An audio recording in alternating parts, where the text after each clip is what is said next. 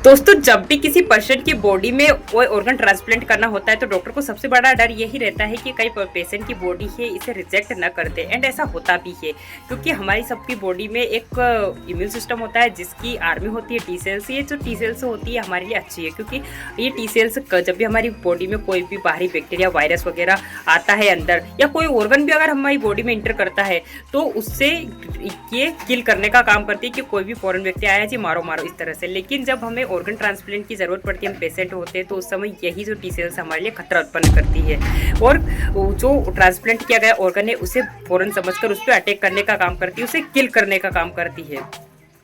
अब इसका solution doctor ये निकालते हैं कि पेशेंट को पहले से इम्यूनोसप्रेसेंट दिए जाते हैं, जैसे एंटी कैल्सिन्यूरिन, एंटी प्रोलिफेरेटिव एजेंट्स। ये जो इम्यूनोसप्रेसेंट है उस पेशेंट की बॉडी में इम्यून सिस्टम को, टी सेल्स को सप्रेस कर देते हैं कि जो टी सेल्स है भाई आप ऑर्गन ट्रांसप्लांट किया जाना है उसके ऊपर अटैक मत करना। लेकिन ऐसा होता क्यों है? क्योंकि जो हमारी जो हर एक सेल्स होती है उसके पास एक स्पेसिफिक एंटीजन्स होता है, जैसे कि HLA antigen, human leukocyte antigen या मेजर हिस्टोकम्पैटिबिलिटी कॉम्प्लेक्स MHC। तो ये जो एंटीजन्स होते हैं ये जो भी ऑर्गन ट्रांसप्लांट किया जा रहा है उस ऑर्गन के साथ मैच करना जरूरी होता है। यानी कि हमारी जो बॉडी है उसके एंटीजेंस उस ट्रांसप्लांट ऑर्गन के साथ मैच होने चाहिए।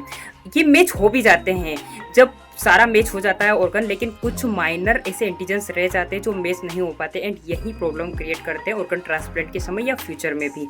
तो उस जो पर्सन की बॉडी में ऑर्गन ट्रांसप्लांट किया जा रहा है उसकी बॉडी में वो माइनर एंटीजेंस है वो उसके ऊपर अटैक कर सकते हैं, उसे किल करने का काम कर सकते हैं। तो पर्सन को लाइफ टाइम अगर ऑर्गन ट्रांसप्लांट हो गया है तो इम्यूनोसप्रेसेंट लेने पड़ेंगे। अब इसका असर ये होता है कि उस पर्सन को या तो कुछ उसके मेजर ऑर्गन्स है जैसे कि किडनी है, लीवर है, डैमेज हो सकते हैं, या फिर उसे कोई बीमारी हो सकती है जैसे कैंसर जैसी। तो इसका सॉल्यूशन अभी जो रिसर्च हुई है वो हमें काम आ सकती है, जैसे कि ट्रैक सेल्स के ऊपर। ट्रैक क्या है? Regulatory T cells. ये जो रेगुलेटरी टी सेल्स है ये हमारी बॉडी की आर्मी है ना, इनके को भी कंट्रोल कर सकती है।